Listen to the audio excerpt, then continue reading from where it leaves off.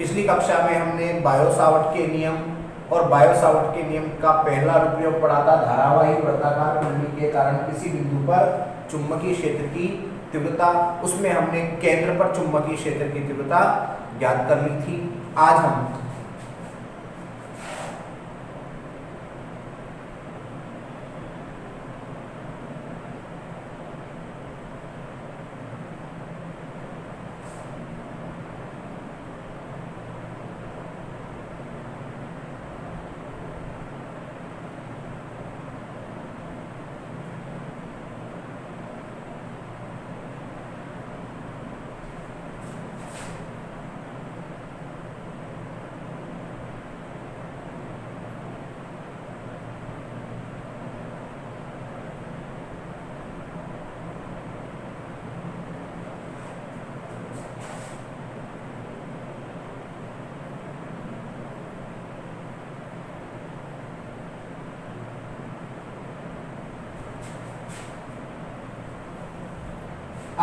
धारावाही वर्ताकार कुंडली के कारण अक्ष पर चुंबकीय क्षेत्र की तीव्रता ज्ञात करेंगे।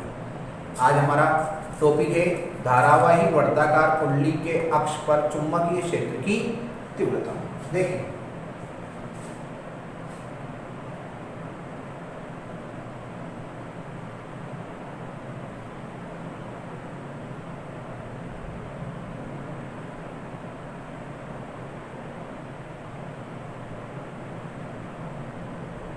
ये धारावाही वर्ताकार कुंडली है।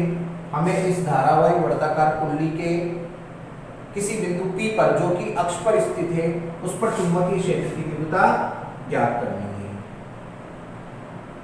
ये इस धारावाही वर्ताकार कुंडली का केंद्र है। इसकी त्रिज्या जो है वो कितनी होगी? स्मॉल a होगी। हमें क्या करना है? हमें इस धारावाही वर्ताकार कुंडली के केंद्र से स्मॉल x दूरी पर हमने एक बिंदु मान लिया। हमें इस बिंदु P पर चुंबकीय क्षेत्र की तीव्रता ज्ञात करनी है।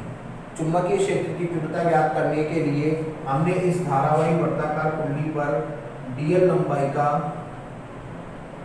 अल्पांश ले लिया। dl लंबाई का अल्पांश ले लिया। इस अल्पांश और प्रेक्षण बिंदु P को हमने जब मिलाया है तो इसके बीच बनने वाला कोण कितना है? थीटा बराबर 90 डिग्री। अल्पांश और प्रेक्षण बिंदु P को मिलाने वाली रेखा के बीच बनने वाला कोण कितना है? 90 डिग्री। अब हमने क्या किया? अब हम इस अल्पांश के कारण P बिंदु पर चुंबकीय क्षेत्र की तीव्रता ज्ञात करेंगे और इस अल्पांश के कारण P बिंदु पर चुंबकीय क्षेत्र की तीव्रता ज्ञात करेंगे। मान लिया कि इस अल्पांश के कारण चुंबकीय क्षेत्र की तीव्रता कितनी है? dV। तो इस अल्पांश के कारण भी चुंबकीय क्षेत्र की तीव्रता कितनी होगी? dV, क्योंकि इन दोनों अल्पांशों की P बिंदु से दूरी एक समान है। अगर हम इस अल्पांश की P बिंदु से दूरी निकालें तो ये है x, ये है a, तो r बराबर कितना हो जाएगा? √a² plus x²। ऐसे ही इसके कारण a² प्लस x² r बराबर। ठीक है भाई, मान लिया कि ये कोण कितना है? अल्फा। ये कोण कितना है? अल्फा। जब ये 90 है, ये अल्फा है, तो ये शेष कोण कितना होगा? 90 माइनस अल्फा। और ये कोण कितना होगा? 90 minus alpha.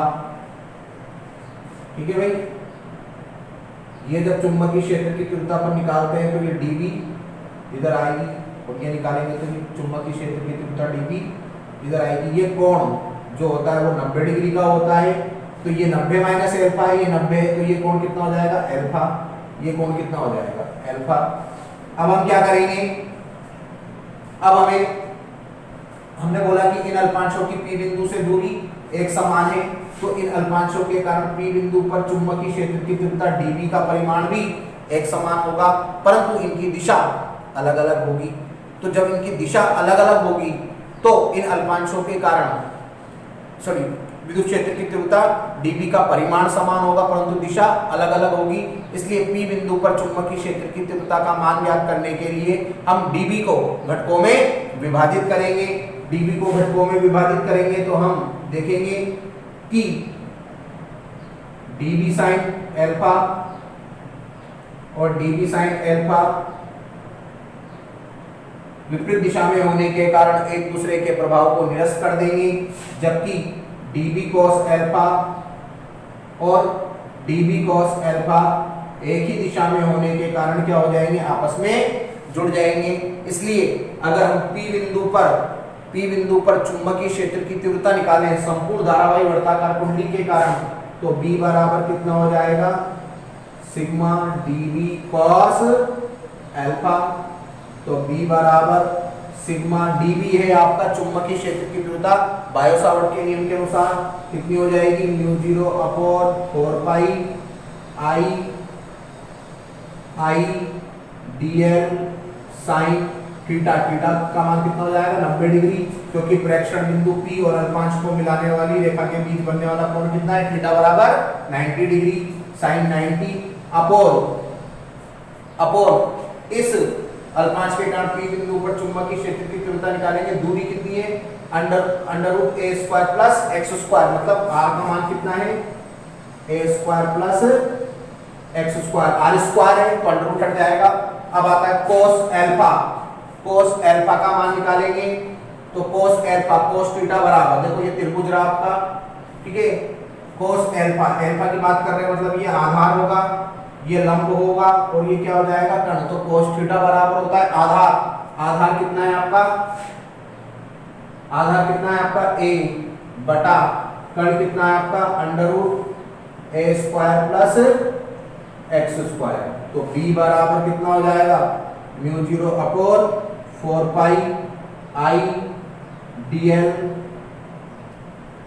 I sin theta का मान 90 अपॉन ये हो जाएगा a square plus x square की घात 3/2, ये हो जाएगा x a square plus x square की घात 3/2 और ये हो जाएगा, ये a है तो ये a इधर आ जाएगा, समाकलन कितना हो जाएगा, सिग्मा कितना हो जाएगा dl। तो b बराबर कितना हो जाएगा, μ0 अपॉन 4 पाई I बटा a square plus x square की घात 3/2 dl है आपकी इस पूरी धारावाही वर्ताकार कुंडली की लंबाई कितनी हो जाएगी,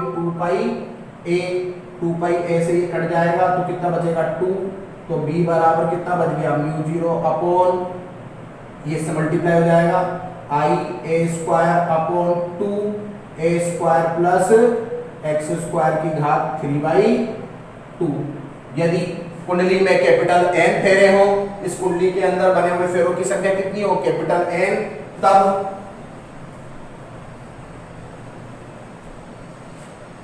b बराबर कितना हो जाएगा, μ0 n I a square upon 2 a square plus x square की घात 3/2।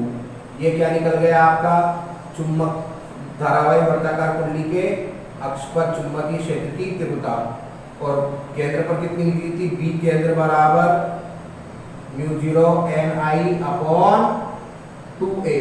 तो उपरोक्त दोनों सूत्रों से स्पष्ट हो रहा है कि केंद्र पर, क्योंकि ये देखो μ0 n I अपॉन 2a और इसके अंदर देखिए μ0 n I a square upon a square plus x square की घात 3/2 का भाग लग रहा है, तो हम कह सकते हैं कि केंद्र पर चुंबकीय क्षेत्र की तीव्रता का मान ज्यादा होगा, और जैसे जैसे केंद्र से हम आगे बढ़ते जाएंगे अक्ष की ओर, तो चुंबकीय क्षेत्र की तीव्रता का मान कम होता जाएगा। तो केंद्र पर धारावाही वर्ताकार कुंडली के केंद्र पर चुंबकीय क्षेत्र की तीव्रता का मान सर्वाधिक होता है, और जैसे जैसे धारावाही वर्ताकार कुंडली के केंद्र से हम आगे बढ़ते जाते हैं, तो अक्ष की ओर जाते हैं, तो चुंबकीय क्षेत्र की तीव्रता का मान कम होता जाता है। तो यदि हम दूरी और चुंबकीय क्षेत्र की तीव्रता के मध्य ग्राफ खींचे तो कैसा प्राप्त होगा, इस प्रकार का प्राप्त होगा। r का मान 0 हो गया, केंद्र पर चुंबकीय क्षेत्र की तीव्रता सर्वाधिक, और जैसे जैसे केंद्र से दूरी बढ़ती जाएगी वैसे वैसे चुंबकीय क्षेत्र की तीव्रता का मान भी क्या होता जाएगा, कम होता जाएगा। तो ये आपका बायो सावर्ट के नियम का अनुप्रयोग में पहला अनुप्रयोग समाप्त होता है। अब दूसरा अनुप्रयोग देखेंगे।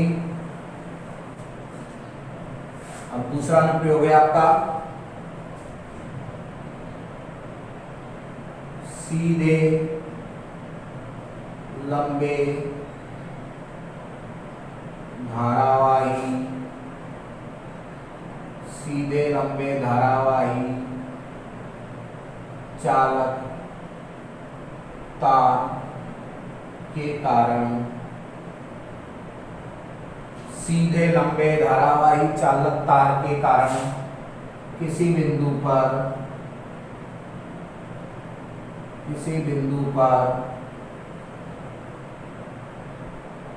चुंबकीय क्षेत्र की तीव्रता,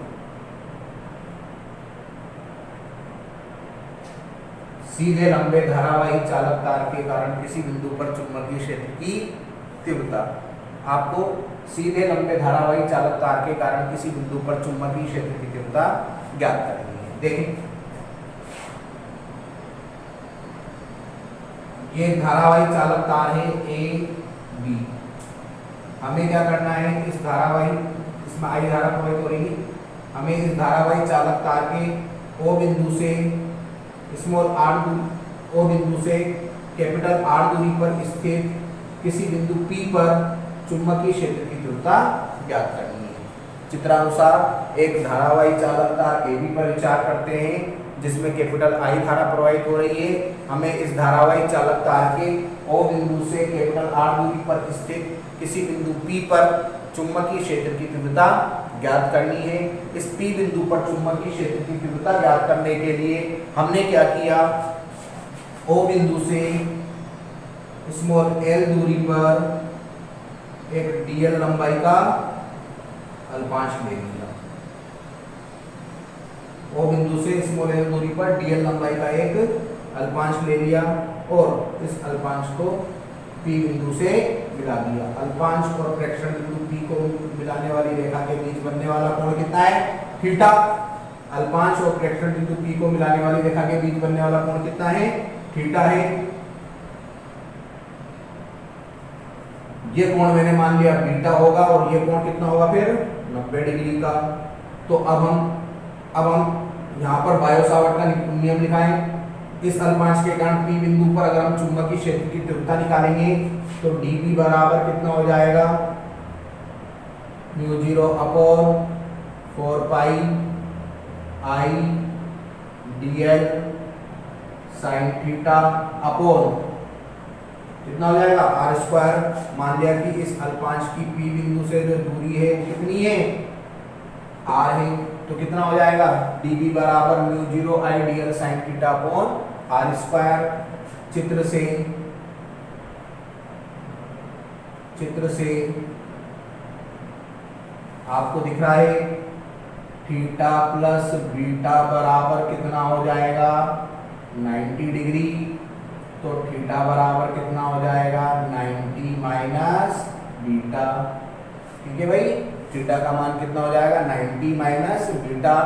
इसको समीकरण नंबर 1 डाल दें, इसको समीकरण नंबर 2 डाल दें। ठीक है भाई, अब देखें यहां से हम निकालते हैं सेक बीटा। देखो ये है आपका आधार, ये है आपका लंब, ये है आपका कण। कोस थीटा बराबर होता है आधार बटा कण और सेक थीटा बराबर होता है कण बटा आधार। तो कण है आपका स्मॉल आर अपॉन आधार है आपका कैपिटल आर। तो यहां से अपना स्मॉल आर का मान निकल जाएगा आर सेक बीटा।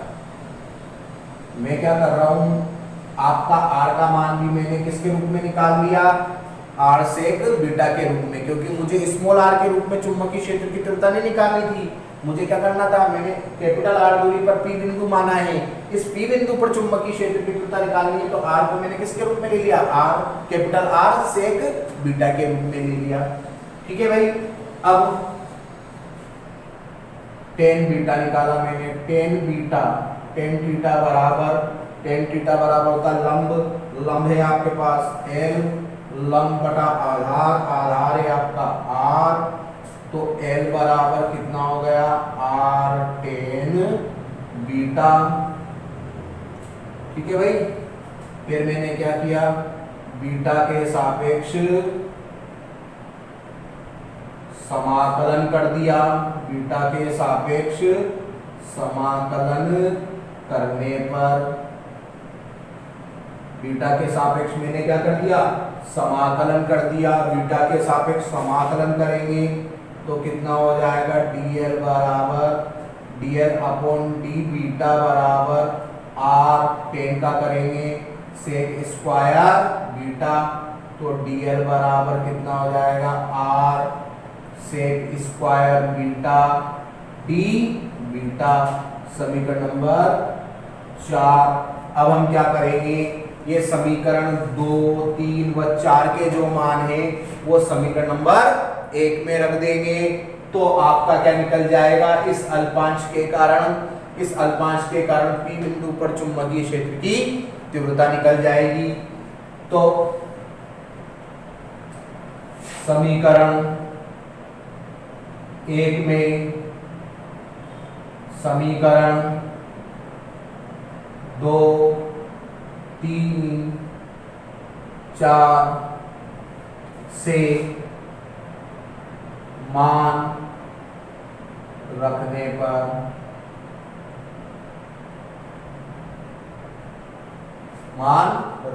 पर कितना हो जाएगा, dB बराबर mu 0 upon 4 pi I dl sine theta का मान 90 minus beta upon r square, r का मान देखें, dl का मान भी रखेंगे अपन,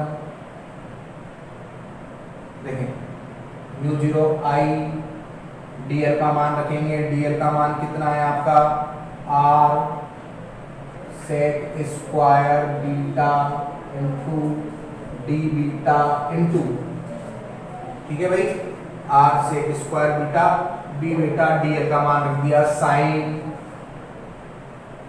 90 माइनस बीटा अपॉन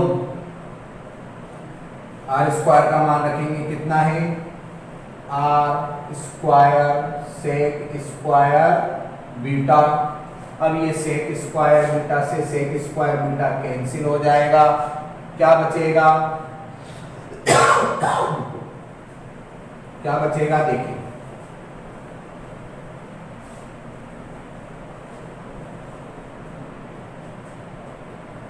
dB बराबर म्यू 0 अपॉन 4 पाई, ये r से ये कट गया, कितना बच गया, साइन 90 माइनस बीटा कितना होता है, cos beta upon r mu 0 i upon 4 pi cos beta, sine 90 minus beta cos beta upon r d beta. ये आपकी समीकरण नंबर आ गई, ये b है, ये d बीटा है, ध्यान रखेंगे। समीकरण नंबर आ गई आपकी 5। तो ये आपने क्या कर लिया, इस अल्पांश के कारण P बिंदु पर चुंबकीय क्षेत्र की तीव्रता निकाल ली। अब हमें क्या करना है, हमें इस संपूर्ण धारावाही चालक तार के कारण क्या करना है, P बिंदु पर चुंबकीय क्षेत्र की तीव्रता ज्ञात करनी है। तो हम क्या करेंगे, इस संपूर्ण धारावाही चालक तार के कारण P बिंदु पर चुंबकीय क्षेत्र की तीव्रता ज्ञात करने के लिए A बिंदु को और B बिंदु को P बिंदु से मिला देंगे। जब A बिंदु को P बिंदु से मिलाया तो ये कोण कितना है, बीटा, और ये कोण कितना है, बीटा 2। तो हम क्या करेंगे, बीटा 1 और बीटा 2 के बीच में समाकलन कर दें तो संपूर्ण धारावाही चालक तार के कारण क्या निकल जाएगी, चुंबकीय क्षेत्र की तीव्रता निकल जाएगी। तब संपूर्ण धारावाही चालक तार के कारण P बिंदु पर चुंबकीय क्षेत्र की तीव्रता ज्ञात करने के लिए हमने धारावाही चालक तार के ऊपरी तथा निचले सिरे को P बिंदु से मिला दिया। तब P बिंदु पर चुंबकीय क्षेत्र की तीव्रता कितनी हो गई, dB बराबर mu 0 upon 4 pi cos beta upon r d beta. समाकलन कर दिया अपन ने, इस r को भी बाहर ले लें, माइनस बीटा 2 से प्लस बीटा 1। बीटा 2 ये कोण नीचे है इसलिए माइनस में, वो कोण ऊपर है इसलिए धनात्मक लिया है। B बराबर कितना हो जाएगा mu zero I upon 4 pi r cos beta का समाकलन करेंगे कितना हो जाएगा साइन बीटा माइनस बीटा 2 से प्लस बीटा 1 b बराबर mu zero I upon 4 pi r limit लगा देंगे sine beta 1 plus minus sine minus beta 2 sine 90 minus sine minus theta sine minus theta होता है माइनस का साइन थीटा, तो यहाँ पर प्लस हो जाएगा। तो b बराबर कितना हो जाएगा mu zero I upon 4 pi r sign beta 1 plus sign beta 2। तो ये क्या निकल गया, संपूर्ण धारावाही चालक तार के कारण P बिंदु पर चुंबकीय क्षेत्र की तीव्रता यदि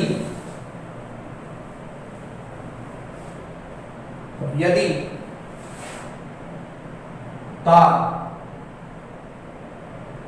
अनंत लंबाई का हो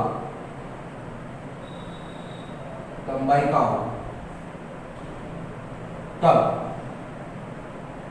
यदि तार अनंत लंबाई का हो तब B बराबर तब बीटा 1 बराबर बीटा 2 बराबर हम कितना रख देंगे 90 डिग्री रख देंगे। तब B बराबर कितना हो जाएगा mu zero I upon 4 pi r sign 90 plus sign 90 का मान होता है 1, तो म्यू जीरो आई अपॉन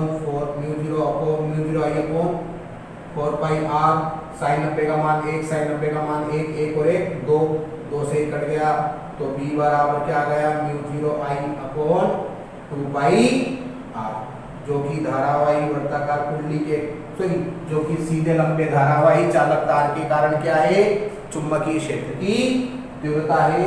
ये परिमित लंबाई के लिए, ये अनंत लंबाई के लिए धारावाही चालक तार के कारण चुंबकीय क्षेत्र की तीव्रता ज्ञात हो गई। तो इस जगह आपका यहाँ पर बायो सावर्ट का नियम के अनुप्रयोग समाप्त होते हैं। आज के लिए इतना ही, धन्यवाद।